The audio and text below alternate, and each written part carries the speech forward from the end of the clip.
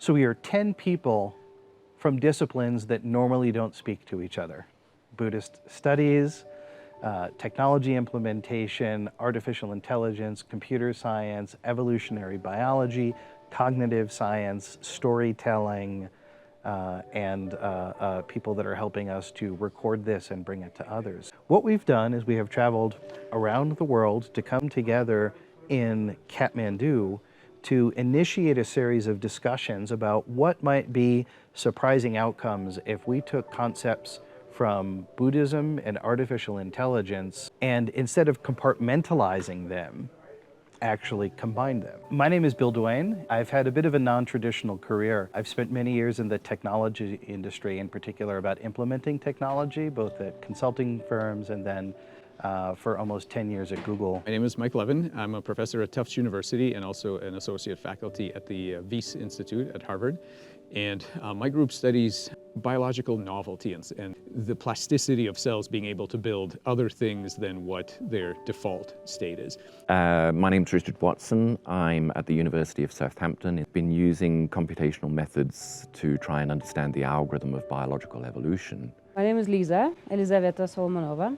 I'm a researcher at McGill University. I work on weird forms of sociality like imaginary friends, sense of presence, the way that we are always in context with other people. My name is Pranab Das. I'm a professor of physics at Elon University. I led a large program to analyze intelligences in animals, in machines, and in human beings. My name is Iman Gurung, and I got a Gates Cambridge scholarship to do a PhD in physiology in the University of Cambridge. After that, I spent another 5-6 years doing the research in cardiac arrhythmia. And then I came back to Nepal after earthquake of 2015 to work as a government advisor for the rescue and relief operations. So my name is Olaf. We have a small institute, a few people working on the nature of intelligence. The typical problem in AI we're faced with is the integration of AIs within daily lives. My name is George Musser. I'm a science writer and editor for different science magazines in the US, Scientific American, Quanta, Nautilus. My name is Thomas Doctor. I did a degree in Tibetan and Sanskrit at Copenhagen, and then went to do a doctoral degree in Buddhist studies at the University of Lausanne. And this meeting really is a culmination of a wish, that a dream that I've had for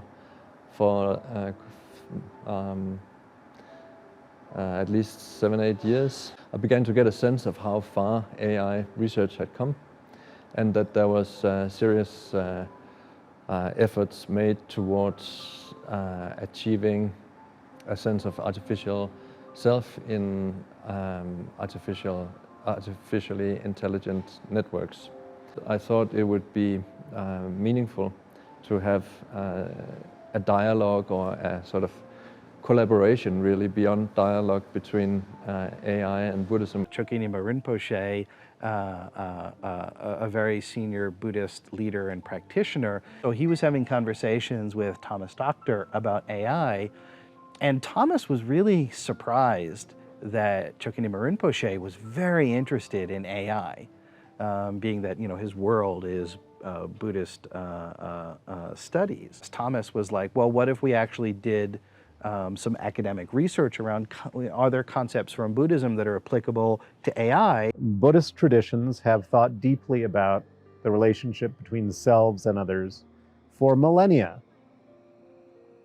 It would be naive to think that they don't have something to teach us. So it seems to me a good job of work is to inquire after what sorts of lessons those contemplations can give us in a contemporary and technological world. That's what brought me here, questions of obviously selfhood, questions of ethics and relational aspects, and of course questions of what kind of beings we are when we are faced with novel forms of technology. I'm very interested in philosophy of embodied mind, right? The philosophy that embodied mind and in activism that understands humans as always already in context. Techniques from philosophy, phenomenology, and also from Buddhism, from contemplative science, from contemplative studies, from contemplative practices help us. It's such a pervasive mindset that it's difficult to get away from it in how we view one another, how we view our role in society, what we think society is for. The basic setup of everything being driven by competition, even cooperation is driven by competition. It's cooperation in the service of your group being able to outcompete another group. But then the question arises, but how did the group arise? Why did the group become a thing?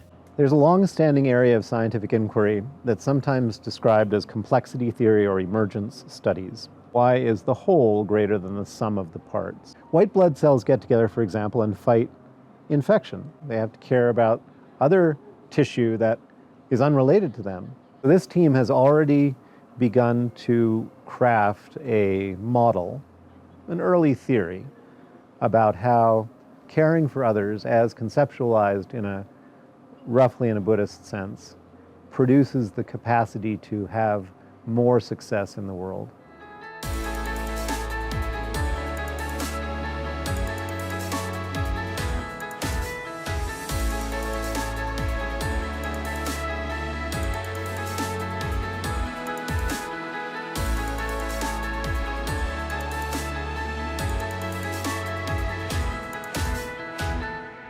It's one of the best meetings I've ever been at because it's really allowed us to drill down as we launch into this work, which has massively positive implications for human flourishing, that we really approach this with an idea of compassion for all beings, right? I think that's foundational to the science. I've learned a lot during the past few days. I've learned about memory transfers between organisms. I've learned about alternative accounts of evolution of our species. Every interaction within the meeting gives you a concrete example of what crazy stuff you could do if you just change a little bit your perspective.